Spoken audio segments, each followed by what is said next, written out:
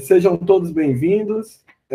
A gente está começando agora mais uma temporada dos seminários.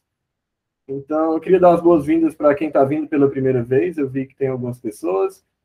E seja bem-vindo de volta para todo mundo que a gente vê que estava sempre por aqui.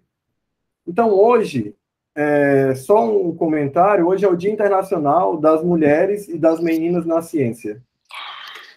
Então, coincidentemente, vamos começar com uma mulher. Então, fiquei muito feliz por essa coincidência. Então, hoje a gente vai ter o seminário da minha amiga e minha colega de trabalho, da Cris. Então, a Cris vai falar sobre conjuntos independentes, emparelhamentos e arborescências geradoras folhudas. Isso vai ser uma continuação de um trabalho dela com a Carla, que a Carla já apresentou, mas para quem não viu, a Cris já disse que não precisa ter visto o seminário anterior para entender. Então, Cris, muito obrigado. Pode começar. Muito obrigada pelo convite, uma honra começar a temporada aí, vocês muito energéticos, você e o Vinícius, fazendo essa coisa muito legal que a gente se vê, tem se visto durante esse período longo de isolamento, e isso faz bem para a gente. Tem se visto até mais do que se via antes, né, em muitos casos. Então, ok, então esse trabalho é junto com a Carla, a gente já está trabalhando nisso desde há um ano e meio mais ou menos, eu fiz a conta pensando, e eu vou já iniciar falando para vocês qual é o problema em que a gente estava trabalhando, que consiste no seguinte: eu te dou um digrafo enraizado, eu já vou dizer o que é isso, e eu quero encontrar uma arborescência geradora nesse digrafo com o maior número possível de folhas. Um digrafo enraizado é um grafo orientado que tem um vértice especial a partir do qual existe um caminho para todos os outros vértices, né? Esse tipo de raiz aí. Então, dado um grafo desse tipo, a gente quer encontrar uma arborescência geradora. O que é uma arborescência? É uma árvore nesse digrafo enraizada no mesmo vértice, vai ser sempre, que seja geradora, que chegue em todos os vértices, todos os nós do digrafo, e que tenha um número máximo de folhas. Uma folha para a gente é um vértice cujo grau de saída é 0. Eu marquei de verdinho aqui todos os nós que têm grau de saída 0. Então, essas são as folhas dessa árvore marrom, dessa arborescência marrom que eu pintei aqui.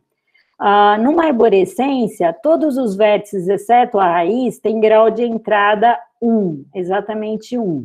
Isso daí é importante, e você vai ver que a gente vai usar isso indiretamente aí pela frente. Então, esse aqui é o problema que a gente está mexendo já há um ano e meio, eu e a Carla, né?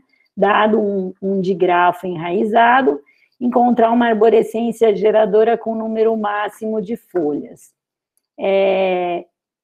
Os principais resultados conhecidos para esse problema parecem bem ruins, né? Tem uma 92 aproximação desde 2009, e que o mesmo algoritmo, quando o digrafo não tem circuitos orientados de tamanho 2, os mesmos autores mostraram que é uma 24 aproximação, tá bom? Então, se o grafo não tem esses dígons aqui, o algoritmo deles, eles conseguem provar uma razão melhor, uma 24 aproximação. Para quem não sabe a aproximação, deixa eu dar uma lembradinha, né? Uma alfa-aproximação é um algoritmo polinomial que, no caso desse problema, produz uma arborescência geradora, que é o que a gente está procurando, com pelo menos o número de folhas é pelo menos o maior possível dividido por esse alfa aqui, que a gente escreve aqui na frente, né?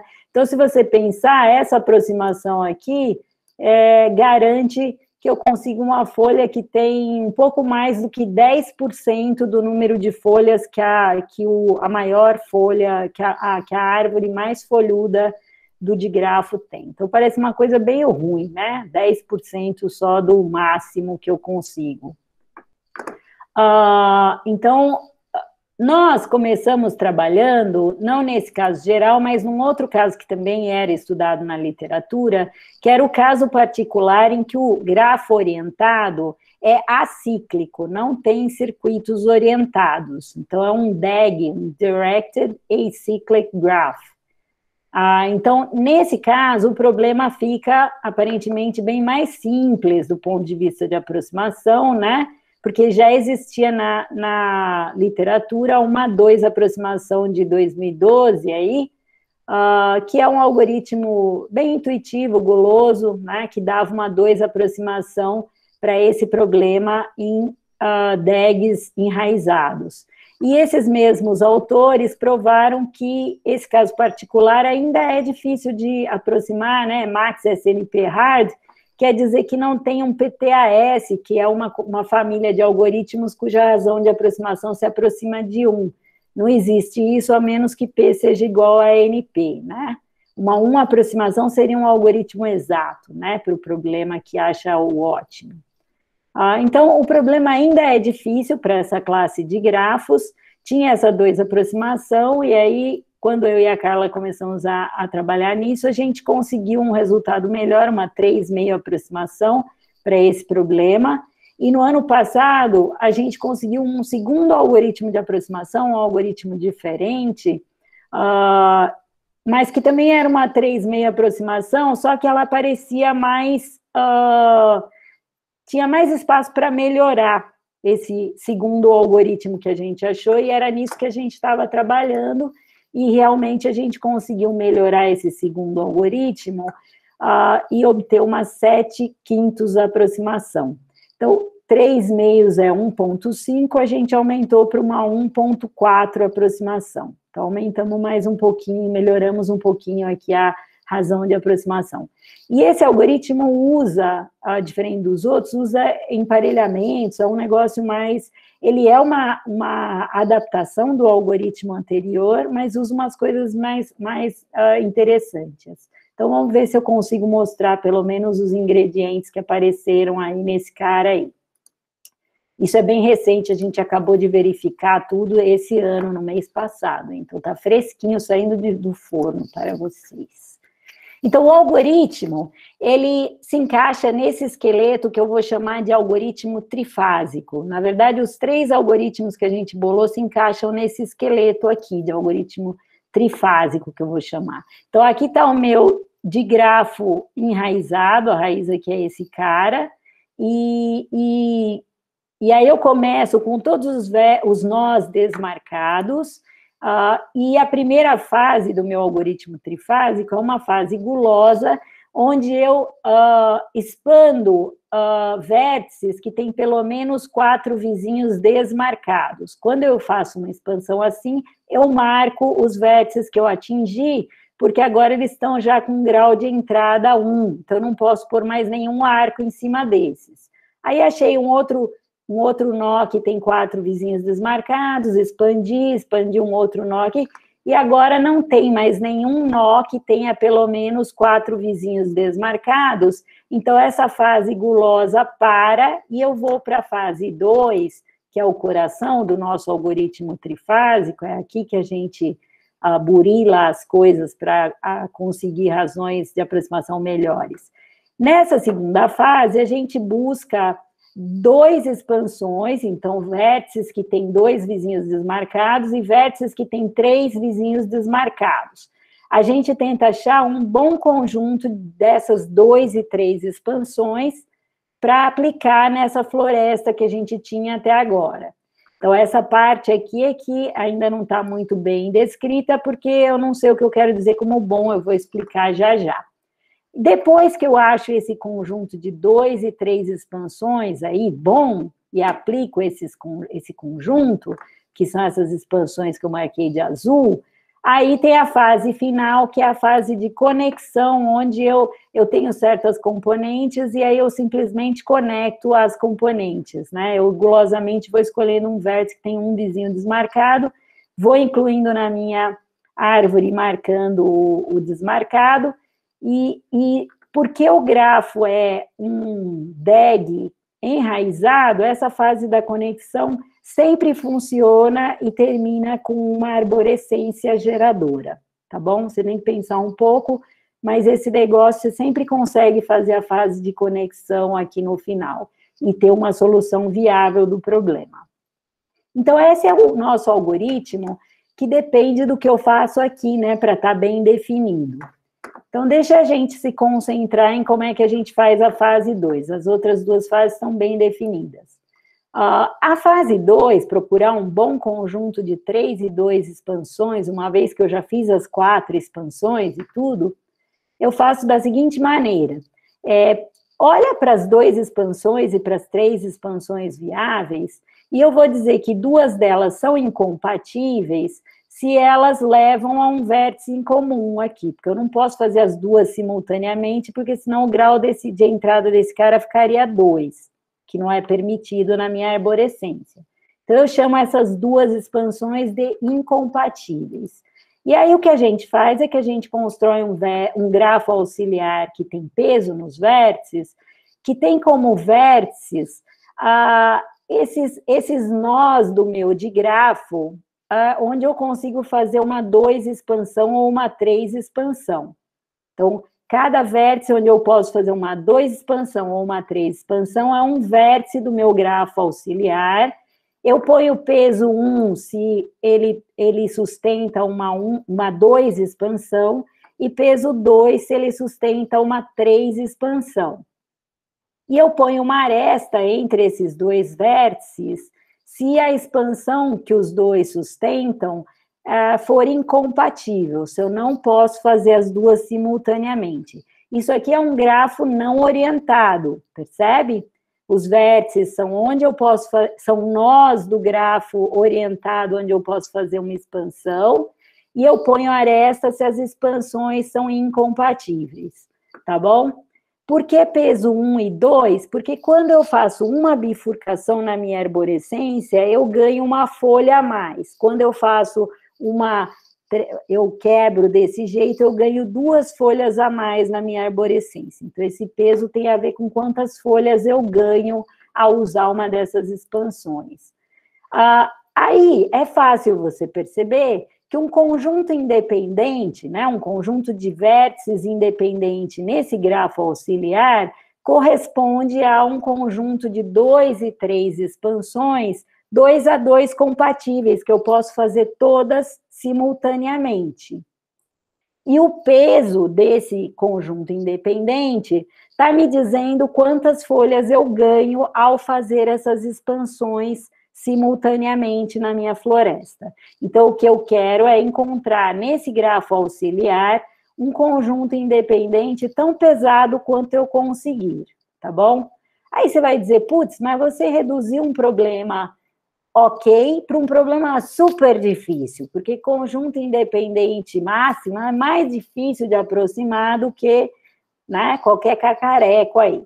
Só que você tem que lembrar que o grafo, onde a gente está procurando o conjunto independente, é um grafo muito particular. E é isso que a gente vai explorar para conseguir uma coisa boa para esse problema aqui, tá bom? Então, que características você deve notar no grafo auxiliar que vão nos ajudar a achar bons conjuntos independentes pesados? Primeiro que esse grafo auxiliar é um tipo de grafo de interseção, que muita gente aí entre vocês conhece muito melhor do que eu. Como é que eu vejo esse grafo como um grafo de interseção? A ideia é que, como eu falei, cada vértice desse grafo veio de uma possível expansão, né, que marcaria um certo conjunto de nós do meu grafo, do meu digrafo orientado, do meu DEG. Então, para cada vértice, eu posso associar os vértices que eu atingiria se eu fizesse a expansão correspondente a esse cara. E aí eu coloquei aresta entre 2 vértices cujos conjuntos têm interseção. Então, o meu grafo, cada vértice desse grafo está associado a um conjuntinho de tamanho 2 ou 3, que são os vértices que eu atinjo quando eu faço a expansão ali, e eu ponho aresta quando esses conjuntinhos têm interseção 2 a 2, né? Então, é um grafo de interseção particular também. Além disso, ele é um grafo com pesos, e os pesos são particulares também, porque o peso é exatamente o tamanho do conjuntinho associado ao vértice, menos 1, tá? Então, tem essa particularidade nos pesos também. Tem mais uma particularidade que a gente vai explorar, que é o seguinte: quando eu tenho uma potencial 3 expansão no meu digrafo, né, ela gera um vérticezinho de peso 2 no meu grafo auxiliar. Só que cada 3 expansão, também eu poderia, em vez de fazer a 3 expansão, eu poderia fazer uma dessas 2 expansões aqui, se isso fosse mais conveniente para mim. Então, além desse vértice de grau 2, o meu grafo tem 3 outros vértices, um para cada 2 expansão contida nessa 3 expansão aqui. Então, todo vértice de peso 2 desse grafo está num K4 com 3 outros vértices de peso 1, que tem, cujos conjuntinhos associados estão contidos no conjuntinho desse cara. Então, é uma coisa bem particular. Eu vou te mostrar um exemplo já para você ver que cara que tem um grafo desses. Além disso, uma coisa importante é que esse grafo não tem 4 garras. O que é uma 4 garra? É uma estrela induzida no grafo com D aresta. Uma D garra é uma estrela induzida, tipo isso aqui, que com D arestas. Essa aqui é uma 3 garras, desde que esse conjuntinho aqui seja um conjunto independente no nosso grafo. E eu estou dizendo que esse grafo H não tem 4 garras, porque se tivesse mais uma perninha aqui, cada cara desse teria que intersectar com aquele conjunto num elemento diferente, porque eles têm que formar um conjunto independente. Mas esse conjunto só tem 3 elementos. Então, não dá para ter 4 conjuntos, 2 a 2 disjuntos, que todos intersectem com esse conjunto aqui. Então, não tem 4 garras esse cara, e mais do que isso, toda 3 garra tem como centro um vértice de peso 2, porque o conjuntinho dele tem que ter 3 caras para eu poder ter 3 perninhas, tá bom? E eu vou usar todas essas particularidades desse grafo aqui para conseguir uma aproximação melhor do conjunto independente nesses caras aí. Então, eu vou dar um nome para essa classe de grafos, que é de nosso interesse, só porque ele é muito grande, um monte de coisa aí, né? Mas eu vou chamar de grafo ponderado de 2, 3 interseção, tá bom? Então, cada vértice associado a um conjunto de tamanho 2 ou 3, os pesos são o tamanho do conjunto menos 1, e ainda tem essa característica de que todo conjuntinho todo vértice correspondendo a um cara, todo vértice de peso 2 está naquele K4 especial lá, tá bom? Então, eu dei esse nome para esse conjunto de vértices e agora eu vou te mostrar um exemplo. Por exemplo, se eu tivesse começado com esse DEG aqui enraizado, e aí fiz a primeira fase, expandi só esse vértice, não dá para expandir mais nada aqui, e aí eu construí o meu grafo ponderado a partir dessa situação, e olha que carinha que tem esse grafo aí que a gente construiu. Os vértices vermelhos são os de peso 2, que correspondem a esses nós que têm uma potencial 3 expansão aqui, tá vendo? Todos os nós vermelhos têm uma 3 expansão, então eles têm peso 2 aqui, e aí tem os vértices pretos, são possíveis 2 expansões aí nesse aqui em cima, tá bom? Então, isso é uma cara, você vê que tem uma cara bastante particular, né? Esse grafo, e o que a gente quer é achar um conjunto independente pesado nesse grafo aqui, tão pesado quanto possível, tá bom? Os vermelhinhos têm peso 2. Então, vamos falar agora um pouquinho de conjunto independente, lembrar o que é isso, né? Então, dado um grafo não orientado, um conjunto independente é um conjunto de vértices, esses azuis aqui, que são 2 a 2 não adjacentes.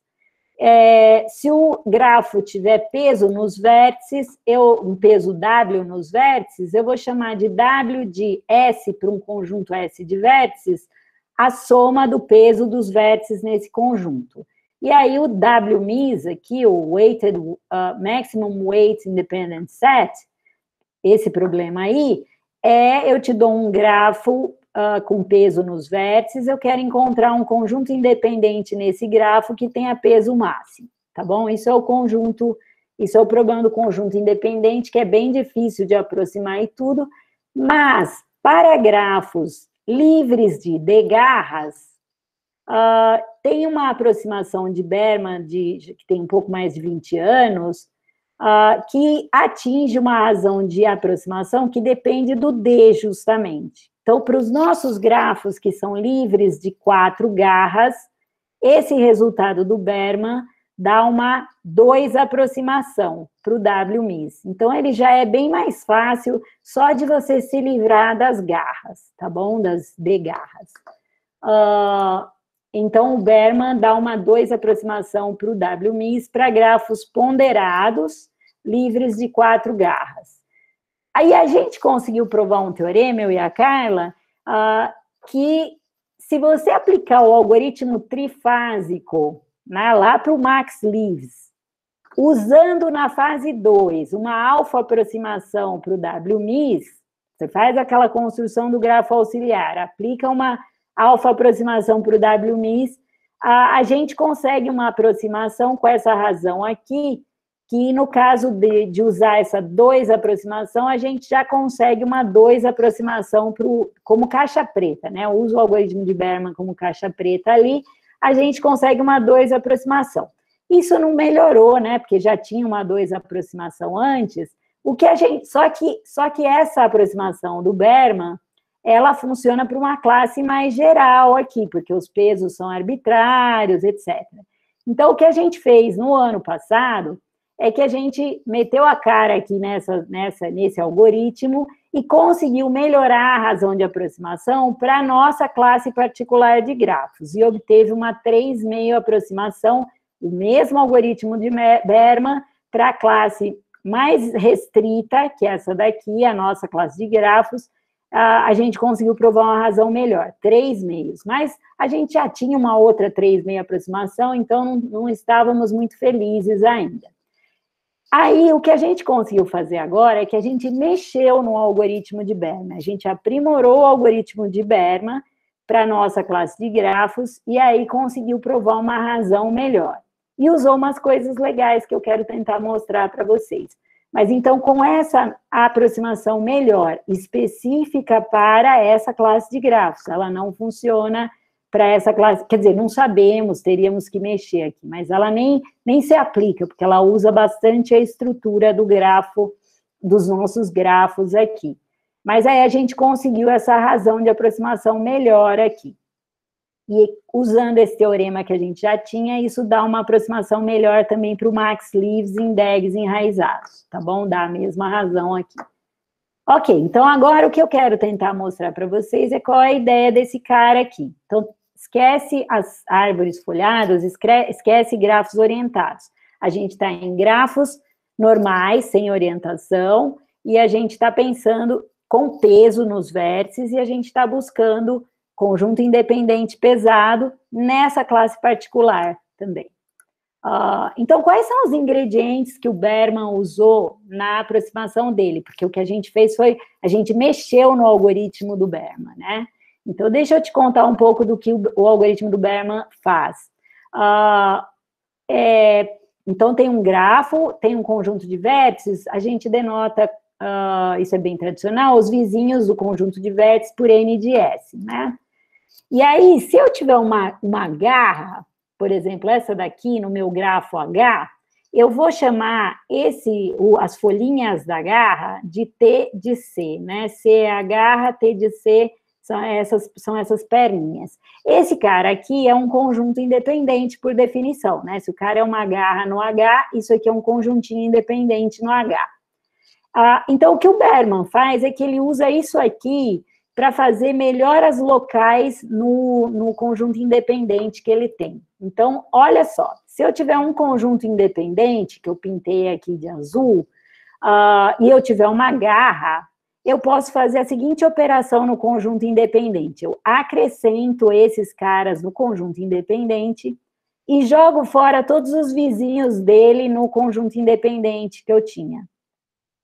O resultado é um conjunto independente, porque esse cara é independente, né, por definição, né, são as perninhas de uma garra, e eu estou jogando fora os vizinhos eventuais que ele tinha no conjunto independente anterior. Então, o resultado, se eu fizer essa operação num conjunto independente, o resultado sempre é um conjunto independente no grafo. Eu vou dizer que uma garra, o Berman falou, né, que uma garra melhora o conjunto independente, ele mede a melhora usando essa função aqui, que é a soma do quadrado dos pesos dos vértices no conjunto independente. Então, o Berman usava isso aqui para decidir se uma garra estava melhorando o conjunto independente ou não. Usava a soma do quadrado dos pesos dos vértices do conjunto independente. A gente vai usar uma coisa levemente diferente. Essa é a primeira adaptação que a gente fez na ideia do Berman. Em vez de usar a soma dos quadrados dos pesos, a gente usa a soma do quadrado dos pesos mais 1. Você vai entender um pouquinho mais para frente de onde surgiu essa ideia de somar 1 aqui. É uma coisa intuitiva quando você olha lá na frente. Mas eu vou denotar, então, essa função que soma o peso mais 1 ao quadrado de W2+, e o original do Berman era o W ao quadrado, né? W ao quadrado mais e W ao quadrado. Essas duas funçõezinhas que eu defino para um conjunto de vértices. Então, olha só.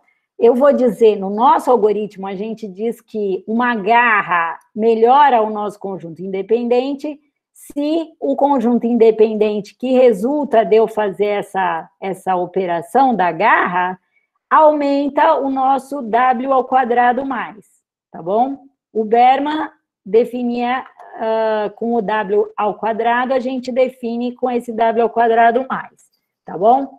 Então, deixa eu dar uma revisada no Berman antes de explicar o nosso, porque senão fica mais difícil de você entender, fica muita coisa de uma vez. Então, a 2 aproximação do Berman é muito simples, é isso aqui, esse algoritminho super simples, gulosinho, que começa com um conjunto independente vazio, e aí fica lá olhando, tem alguma garra que melhora o W ao quadrado? Se tiver, eu faço a operação da garra. Né, dou uma trocadinha local ali, guiada por essa garra. E eu vou repetindo isso até que não tem mais nenhuma garra mais melhora o meu W ao quadrado. Quando nenhuma garra mais melhora o W ao quadrado, eu paro e devolvo o conjunto independente que eu tenho, tá bom? Esse é o algoritmo de Berman, que dá uma 2 aproximação quando o grafo é livre de 4 garras, tá bom? Você tem que parar e pensar, puta, mas isso é polinomial? Quando o grafo é livre de garras, ou de 4 garras, concretamente, você pode até testar por força bruta, todas as 1 garra, 2 garra, 3 garra, né? Isso é polinomial, então esse teste é polinomial.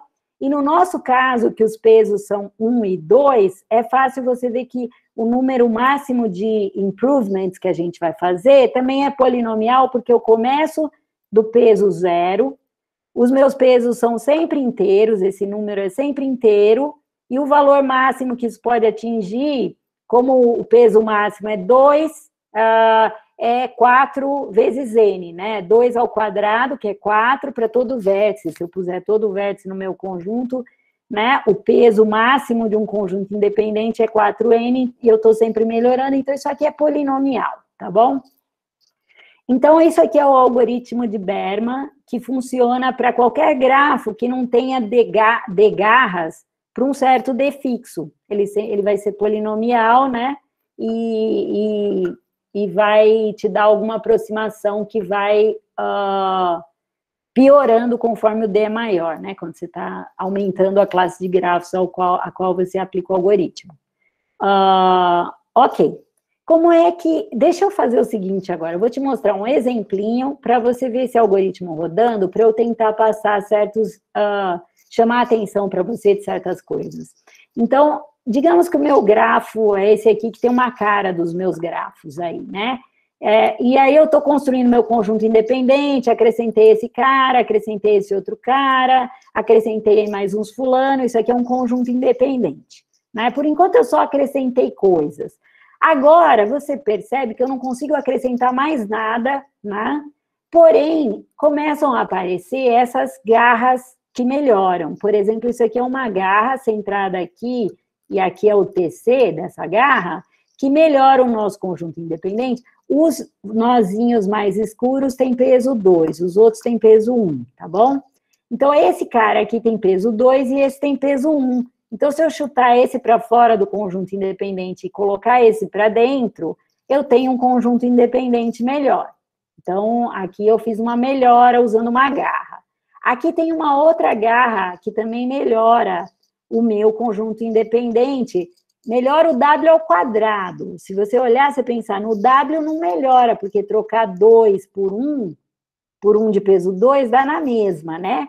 Mas melhora o W ao quadrado, porque 1 ao quadrado mais 1 ao quadrado dá 2, que é menor que 2 ao quadrado, que é 4.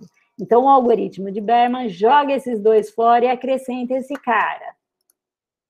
E aqui também, ó, aqui, esse cara tem peso 2, e esses 3 têm peso 1, 1 ao quadrado mais 1 ao quadrado mais 1 ao quadrado dá 3, que é menor que 2 ao quadrado. Então, o algoritmo de Berman também faz essa troca. Você vê que agora eu vou piorar o peso do meu conjunto independente, mas ele faz essa troca, só que você tem que pensar assim, num grafo maior, o que acontece é que esse cara mais concentrado vai me permitir pegar mais vértices aqui ao redor, tá bom? Então, de algum jeito, eu prefiro mais peso concentrado em pouco vértice do que muito peso espalhado. Essa é a intuição, né?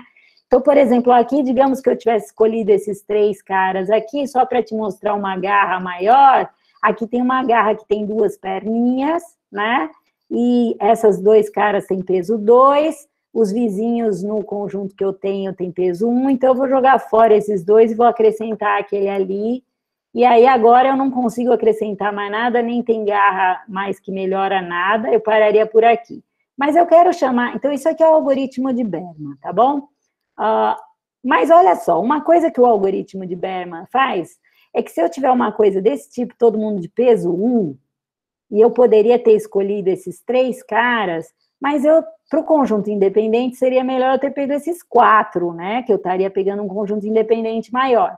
Mas não tem nenhuma garra que melhore aqui. Você vai ficar olhando e vai falar, ih, não dá, porque se eu ponho 2, eu tiro 2. Então, fica assim, dá na mesma. Não tem garra que melhora aqui, tá bom? Então, o algoritmo de Berman não deixaria o conjunto independente assim e pararia. O que a gente explorou, foram 2 coisas que a gente explorou na nossa modificação do algoritmo de Berman.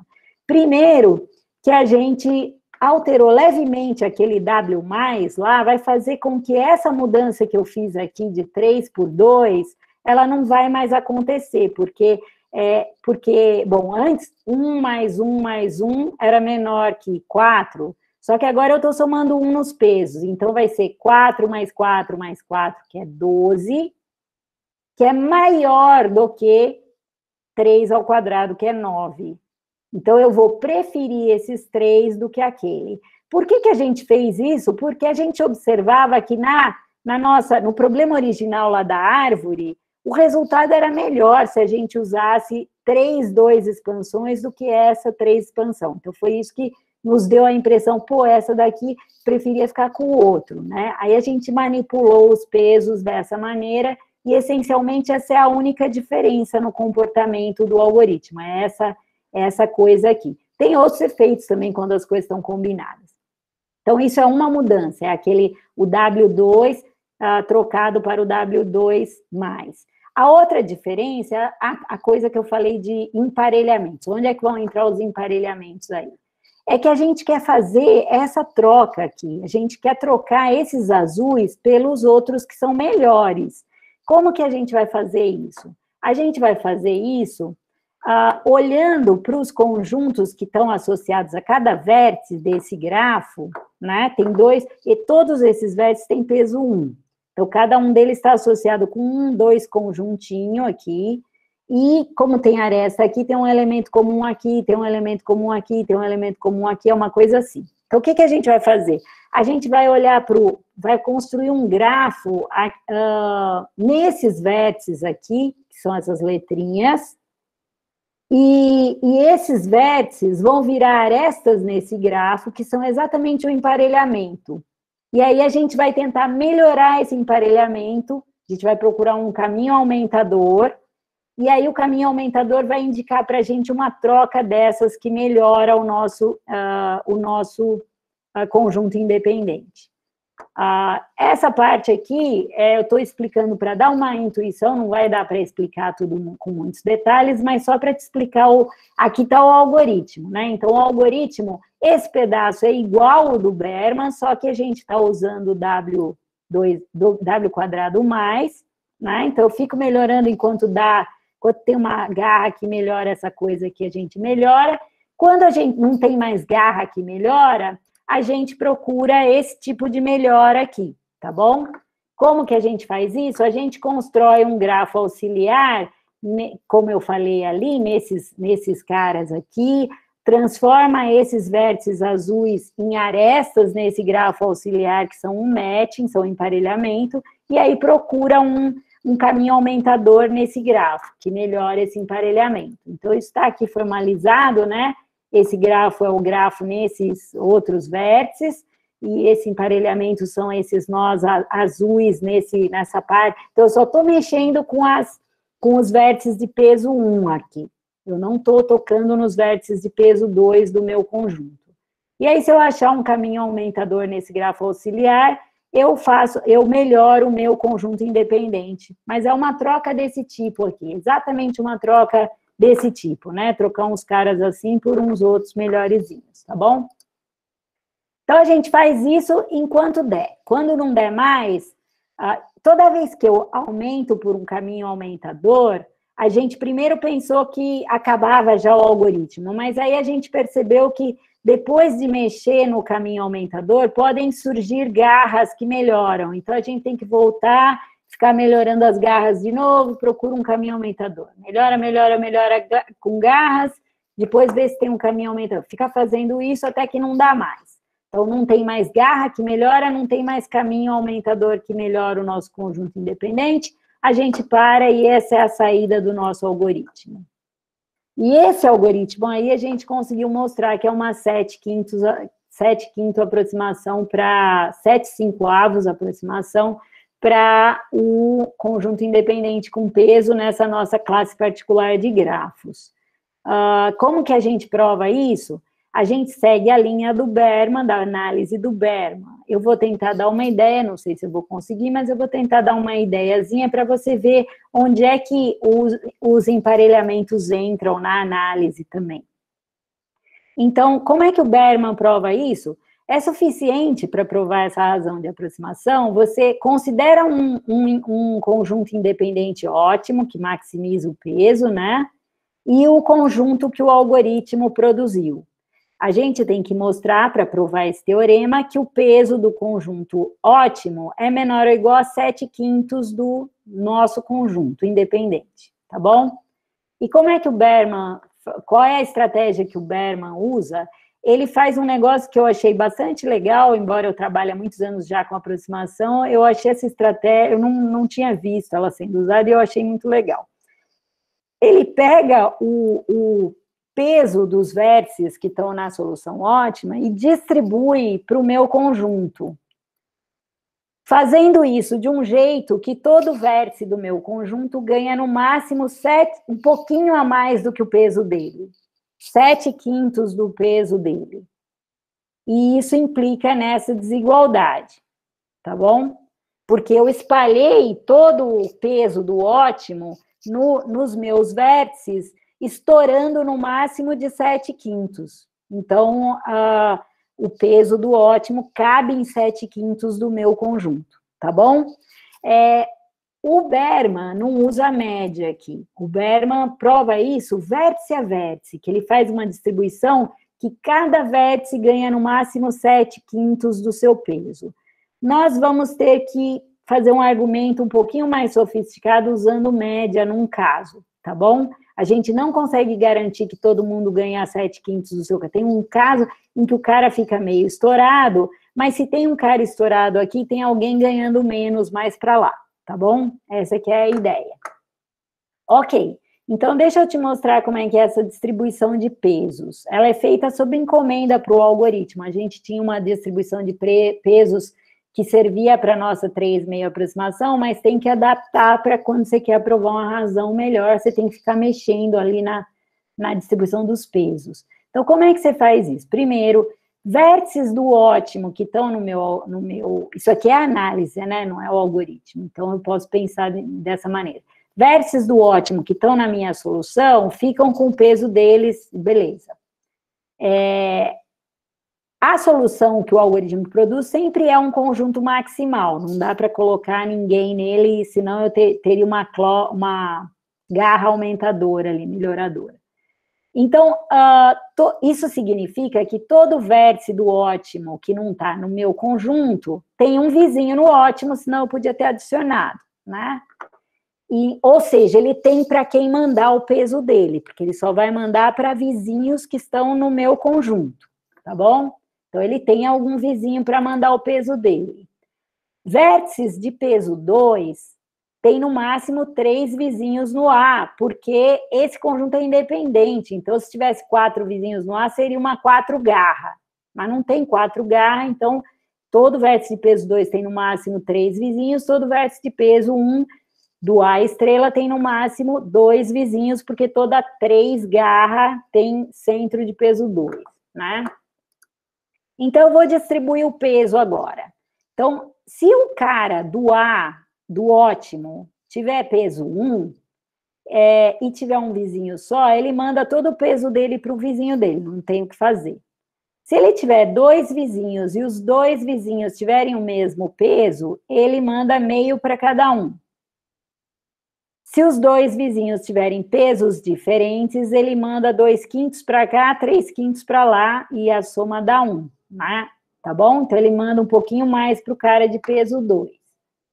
Se o vértice que está no A estrela tiver peso 2 e tiver um vizinho só no A, ele manda tudo para esse cara. Se tiver 2 vizinhos no A, não interessa o peso, eu mando 1 para cada um. Se tiver 3 vizinhos no A, que é o máximo que ele pode ter, quase sempre eu mando a mesma coisa, que é 2 dividido por 3, 2/3 para todo mundo. Exceto num caso, que é o caso em que um dos vizinhos tem peso 1 e 2 tem peso 2. Nesse caso, eu mando um pouquinho menos para esse cara e mais para os de peso 2. Isso aqui é o que a gente fica burilando ali para conseguir provar a análise, né? Provar a razão que a gente quer. Agora, olha uma coisa, esse A aqui, que é esse azul de baixo, ele é a saída do nosso algoritmo. Então, nota uma coisa, que, por exemplo, essa configuração, esse cara aqui não pode ter peso 1, porque se ele tivesse peso 1 e tem um cara que é vizinho dele de peso 2, que não é vizinho de mais ninguém, aqui, isso aqui é uma garra aumentadora, eu jogo esse cara fora e ponho esse no meu conjunto. Então, não tem... Se tem uma configuração assim, com certeza esse cara tem peso 2. Aqui também, os 2 caras aqui não podem ter peso 1, porque senão eu jogo esses 2 fora e coloco aquele, que eu melhoro o W ao quadrado mais. Então, aqui com certeza tem alguém que tem peso 2, tá bom? Se o meu A é esse conjunto independente que o algoritmo que eu te mostrei produziu. Na verdade, essa configuração, nem assim ela aparece, porque lembra que todo cara de peso 2 está num cliquezinho com caras de peso 1, né? Esse fulano aqui tem uma interseção com o conjunto daquele, só uma interseção, Então, um desses três caras aqui não tem nenhuma interseção com esse e eu poderia acrescentar no meu conjunto independente. Então, essa configuração também não ocorre no A que sai do algoritmo, tá bom? As outras todas podem eventualmente aparecer, então eu listei todas elas aqui, e aí o meu objetivo é provar que agora eu vou olhar do ponto de vista... Isso aqui é do ponto de vista do ótimo. O ótimo está distribuindo o peso. Agora eu quero olhar do ponto de vista dos azulzinhos, dos meus vértices, quanto eles recebem dos vermelhinhos, tá bom? E eu quero provar que, em média, ninguém recebe mais do que 7/5 do peso. Para os caras de peso 2, eu vou fazer uma afirmação mais forte, porque eu vou mostrar que eu nem preciso dessa média aqui. Todo mundo recebe... no máximo, 14 sobre 5, que é 2 vezes isso, né? O peso do cara é 2, então ele pode receber no máximo 7/5 vezes 2, que é 14/5, 14/15. Então, como é que você vê isso aqui? Essa parte é mais fácil, porque você olha para um cara de peso 2, pensa em tudo que ele pode receber, olha aqui. Ele pode receber 1, se tiver um cara assim, ele pode receber 2, ele pode receber 3/5, né? E ele pode receber 4/5 aqui, né? E 2/3 também, né? Pode receber 2/3. Então, olha, tudo que ele pode receber, das arestas que ele recebe, ele só pode receber de 3 arestas, porque o cara aqui em cima é um conjunto independente, e o nosso grafo é livre de 4 garras, então ele só recebe no máximo de 3 caras, e esses valores aqui. O único conjunto de 3 desses valores que soma mais do que 14/15 é 1, 1 e 1, porque 1 mais 1 mais 4/5 dá exatamente 14/15, 5/5. Então, a única coisa que estoura é se tiver um caso assim, em que o nosso cara recebe 1 de 3 fulanos do ótimo. Mas esse caso não pode ocorrer porque a gente acha uma garra que teria melhorado o nosso conjunto azul. Deixa eu te mostrar aqui. Lembra que eu estou usando o W2+. Então, se eu tiver essa configuração, por exemplo, né? Do lado de cá eu tenho, esse cara contribui com 2 mais 1 ao quadrado, 9, né, 3 ao quadrado, e aqui eu tenho 3 vezes 2 ao quadrado, 3 vezes 4, eu tenho 12, né? Então, eu prefiro jogar esse fora e pegar esses 3.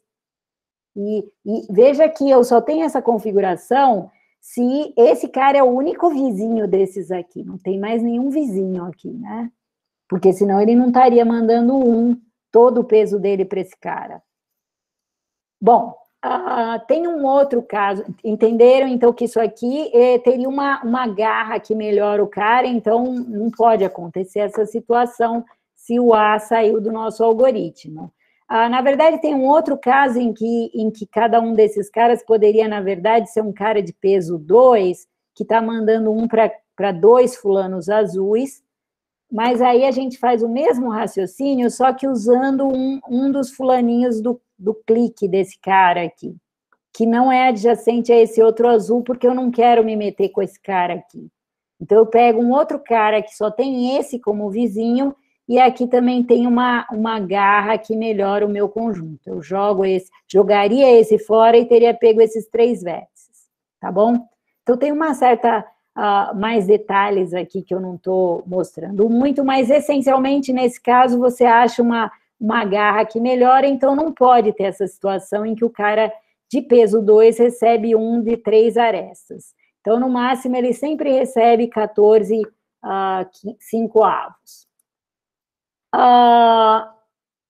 Para os caras de peso 1, é que eu vou usar essa história de média.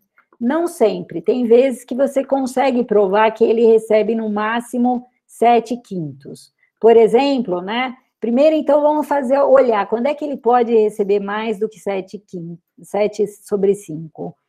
Os pesos que um cara de peso 1 pode receber, né, a quantidade que ele pode receber, está nesse conjuntinho aqui. Eu fui lá, olhei nas minhas configurações, vi tudo que ele pode receber, marquei aqui. Aí agora eu olho, ele só recebe de 2, porque isso aqui seria uma 2 garras com centro de peso 1, né? Então ele recebe no máximo de 2 caras do conjunto ótimo. E o único jeito de eu conseguir soma mais do que 7/5 aqui, por uma aresta vem 1, e pela outra vem alguma coisa maior ou igual a meio aqui. Porque se eu receber 2/3 pelas duas, dá 4/3, que é menor do que 7/5, tá bom? Então, tem que receber 1 por uma e tem que receber alguma coisa maior aqui pela outra. E aí é uma análise de casos. Se recebe um dos dois, você acha uma garra que melhora, né? Porque você joga esse fora e inclui aqueles dois. Mesmo que seja desse jeito, você ainda acha uma garra que melhora. Se recebe 1 por um lado e 2/3 do outro lado, se a configuração for assim, o único jeito desse cara receber 2/3 é vindo de um fulano que tem peso 2. Se esse fulano está distribuindo 2/3 para outros caras de peso 1, aqui também tem uma garra que melhora. Essa garra aqui, isso aqui é uma garra, e ela melhora, porque jogo fora os vizinhos desse fulano e acrescento esses 2. Você faz a continha e vai ver que isso aqui tem o W ao quadrado maior do que esses 3 caras aqui. Então, aqui tem uma garra que melhora, e mesmo que esse cara aqui seja um de peso 2 assim, também você acha uma garra que melhora.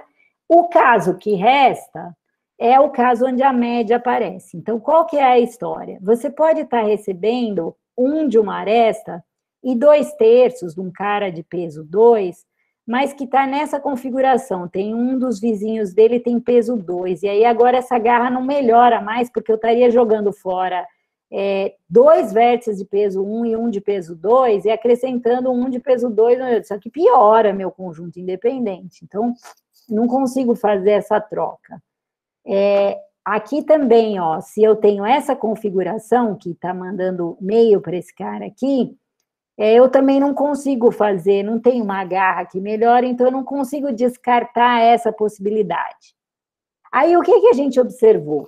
A gente olhou e falou assim, mas olha só, se a coisa acaba aqui, esse cara aqui só está ganhando 2/3. Esse está estourado, mas esse está ganhando a menos, né?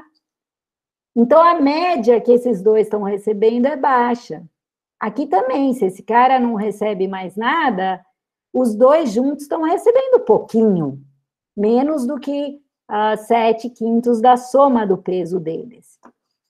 Só que esse negócio pode se propagar. A gente percebeu que pode ter uma trilhinha dessa, onde os caras aqui do meio estão recebendo 2/3 ou 1/2, que são os tais caminhos que aparecem, e aí a gente olhava e falava, putz, e se uma hora aparecer um cara aqui que recebe 1 desse lado de cá, aí fica tudo meio estourado aqui, fica tudo recebendo muito, não tem um cara que recebe pouco para compensar esse que está recebendo muito. Foi aí que surgiu a ideia de, mas nesse caso tem mais vermelhos aqui em cima do que azuis aqui. Então, eu poderia jogar todos esses fora e acrescentar esses no meu conjunto independente. Então, foi daqui que surgiu a ideia desses caminhos aumentadores, tá bom? E quando não tem, então, um caminho desse tipo, o que acontece é que você vai chegar num vértice aqui que recebe menos do que 1, e aí, nesse caso, quando você tira a média de quanto esses caras aqui recebem, dá menos do que esse cara compensa aquele do lado de lá que está estourado, tá? O último aqui compensa o do lado de lá. Isso aqui está muito grosseiro, porque é bastante técnico, na verdade, não tem só caminho aumentador, aparecem umas, tipo florestas aumentadoras, que nem metem mesmo, e aí você tem que mostrar que todos os vértices azuis nessas componentes de florestas aumentadoras, em média, recebem pouco. Então, tem toda uma análise aqui que se não tem um caminho aumentador, então a média dos caras de peso 1 está abaixo de 7/5 do peso deles. Então, essa que é a ideia, e aí eu vou terminar já, só mostrando para vocês os resultados quer dizer, o que você poderia fazer a mais por aí? Melhorar os 7/5, claro, para essa classe de grafos, no caso do Max Lives, né? Mais legal seria melhorar o caso geral, né? Que parece que tão ruim essa aproximação, né? Mas essas técnicas gulosas, elas não funcionam muito bem no caso geral.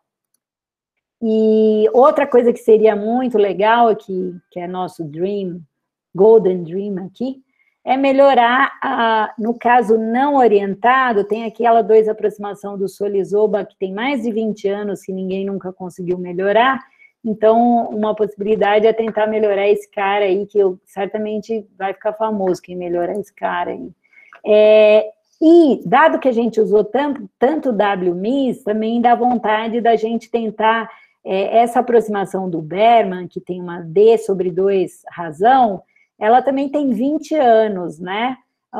Também seria legal tentar melhorar para essa classe mais geral de grafos, né? E a gente mexeu bastante com o algoritmo de Berman, eu acho que também é um negócio que eu olho e falo, dá para tentar melhorar esse treco aqui. Temos condições de fazer umas tentativas.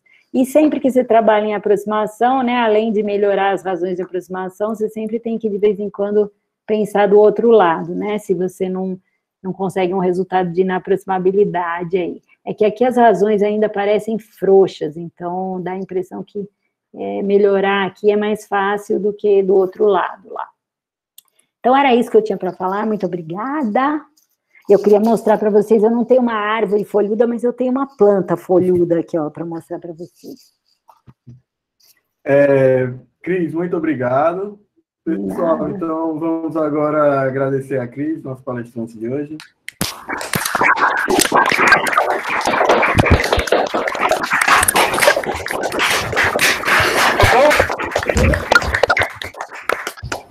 Quem tiver alguma pergunta para a Cris, por favor, pode fazer a pergunta ou pode se manifestar no chat também. Oi, Cris. Oi! Parabéns pelo artigo. Parabéns para a Carla também, muito bonito. Eu tenho duas perguntas. Vou fazer as duas juntas. A primeira pergunta é se você tem um exemplo que mostra que a análise do seu algoritmo é ótima para 7/5. Sim. E a pergunta número 2 é se você acha que tem alguma possibilidade de 7/5 ser a razão do problema. Acho que o 7/5 não é a razão do problema. Eu e a Carla, na verdade, a gente sempre a gente queria uma 4/3 aproximação por causa desse nosso teorema que que já impede de baixar do 4/3 ali. Então, a gente tem a impressão que deve dar para fazer uma 4/3 aproximação ali. Não sei onde é que está o nosso teorema dos 4/3, mas a gente... perdi, não sei onde ele está. Mas, então, a gente tem a impressão que deve dar para conseguir, ainda usando essas estratégias, uma 4/3 aproximação. Sobre os 7/5, eu acho que a gente tem um exemplo que a nossa análise é justa. Não que o algoritmo é justo, entendeu? A gente tem uma análise a gente tem um exemplo que mostra que se fizer essa distribuição de peso do jeito que a gente está fazendo, a gente não vai conseguir melhorar essa bagaça. Mas é possível que você modifique a análise e talvez consiga provar que essa coisa está... Eu acho que é isso. Não sei se a Carla tem a mesma impressão que eu. Só se talvez alterando os pesos lá na distribuição. Porque é bem difícil achar exemplo justo, porque esse grafo ele é meio monstrinho, né? Ele cresce muito rápido, né? E aí a gente fica tentando achar umas coisas justas e é meio difícil. Então, mas o que eu posso te dizer é que a análise, com aquela distribuição de peso que a gente fez, você tem que mexer naquela distribuição e aí refazer tudo, a análise inteira. Você sabe que 4/3 é um upper bound? Não, o lower bound é menor, vem da prova de Max SNP Hard dos caras, que eu não sei nem o que é, mas eu acho que é uma coisa pequenininha, perto de 1. Não é, mas a estratégia de usar uma aproximação para o WMIS, ela só vai chegar no 4/3. Não vai conseguir melhorar esse algoritmo trifásico com uma aproximação do WMIS, não vai conseguir uma coisa melhor do que 4/3. Aí você tem que mexer antes ainda, né? Ok, obrigado, Cris. Obrigado, cara. E parabéns mais uma vez. Muito obrigada. Alguém mais tem pergunta para a Cris? Tem uma pessoa com a mão levantada, não sei se... Aí o Chico está falando com o microfone fechado, eu acho. A minha pergunta é, naquela hora que você resolve pôr peso 1 e 2, eu naquela hora fiquei tentado por peso 2 e 3, e você pôs 1 e 2 naquele começo lá.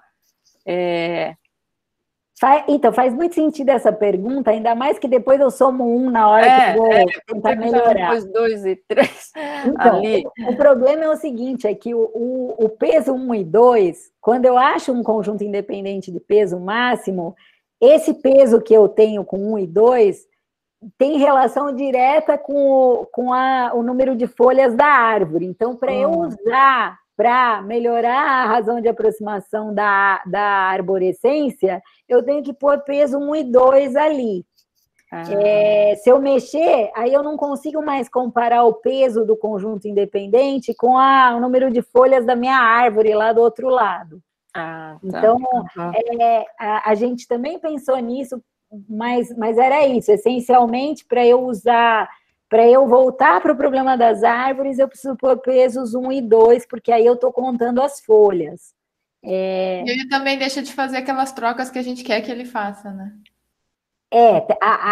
Mas o peso, exatamente, as trocas têm a ver com esses pesos aí. Eu estou procurando ainda o nosso teorema, que eu não sei onde está. Mas acho que está antes dessa parte toda aqui.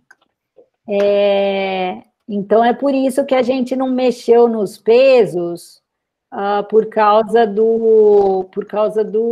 de voltar para o problema original das folhas. É aqui, ó, esse teorema que tem esse... A gente gostaria de chegar nesse 4/3 aqui. Certo. Agora, quando ele faz essa análise de distribuir os pesos, ele não fala nada de discharging method, que para mim parece que isso daí é o discharging method, né, que você distribui lá as cargas, e quando faz isso, em geral, o grau é importante para você já distribuir de um jeito mais, sei lá, fácil, né, porque aí você distribui de acordo com o grau, mas ele é parecido, mas não é exatamente, mas acho que a ideia é a do discharging method, né, porque você meio que tem as cargas nos vértices de uma ótima, né, só que é claro que isso daí é na análise, né, porque você, na verdade, não tem, e não é que você está fazendo um algoritmo e quer aquilo, né, então, quer dizer, você está fazendo, supondo que exista um ótimo, aí você quer provar a razão 7/5, você pega 7/5, você pega e tenta fazer essa distribuição lá para fazer nessa média 7/5 lá, né, mas a rigor você não tem esse A estrela, é claro, né, você está procurando uma solução ótima. Na análise, é isso que eu estou falando. O discharging, em geral, você quer achar, né, você quer um algoritmo que vai mostrar, mas talvez também é isso que é feito, né, se você quer essa razão, o ótimo, digamos, você consegue distribuir com essa razão que você quer provar, aí você garante, então, que você tem essa qualidade aí, né? Então, mim, esse negócio do grau que vocês falaram, exatamente, o fato de não ter garra grande, como você está procurando conjunto independente, isso está limitando o grau, não no grafo, né? Mas no discharging argument, você sabe que só pode estar mandando para poucos, né? Teve uma hora que foi importante isso. Isso, porque você não limitou o grau do grafo, mas quando você fala que ele não tem garra, você sabe que não tem um conjunto independente com muito vizinho. Com vários vizinhos. Isso. Então, ou seja, cada vértice da sua solução tem no máximo, no caso aí, 3 vizinhos no ótimo, né? Então, você pode fazer o tal do discharging. Então, ele faz... A gente conseguiu burilar muito a distribuição de pesos, porque os nossos pesos eram 1 e 2. No do Berman, como os pesos são arbitrários, ele não pode fazer assim, para esse peso você faz assim, para aquele peso você faz assado. Ele faz uma coisa meio geral, proporcional ao peso dos vértices para onde ele está mandando, mas é mais complicado porque tem que funcionar para pesos arbitrários, né? Então, mas acho que sim, é um exemplo desse discharging aí. Mas eu não tinha visto muito, é interessante. Vocês estão usando, né, isso daí agora num problema? Eu também, na verdade, nunca usei muito aí, mas aí não é para provar a razão de aproximação, mas alguma coisa que tem a ver com densidade, né, de certos conjuntos, com certas propriedades. Mas eu sei que a ideia é essa, de você realmente fazer distribuição de carga e provar que, na média, você vai conseguir distribuir tudo aí, e daí você prova coisas sobre o tamanho do conjunto com certas propriedades que você quer, né? Então, ele usa essa ideia aí. Então...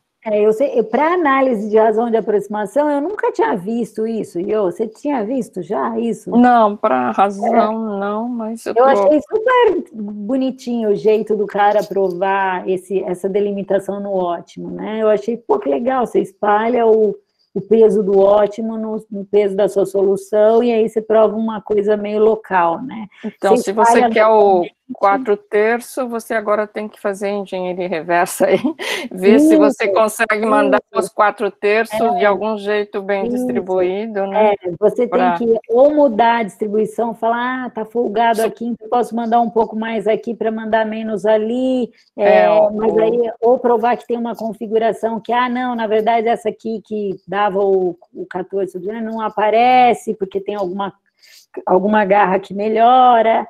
Ou fazer agora você tem que tentar com 4/3. Pois eu preparando esse seminário, eu já fiquei... É sempre assim, eu dou um seminário nesse negócio, já começa a aparecer as ideias, eu vou lá falar para a Carla, pensei nisso, é por isso que não acaba a novela. Ai. Mas é isso. Então é para continuar chamando, é isso?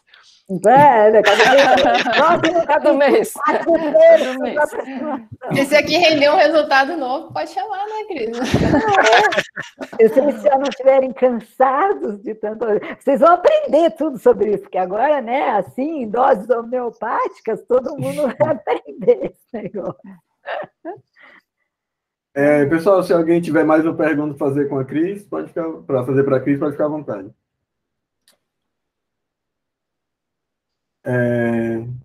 Acho que não temos pergunta mais, então, Cris, de novo, muitíssimo obrigado, muito bacana a prova de vocês, achei maravilhoso. Então, vamos todo mundo agradecer a Cris mais uma vez.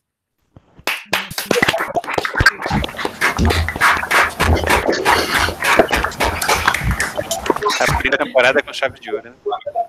Isso.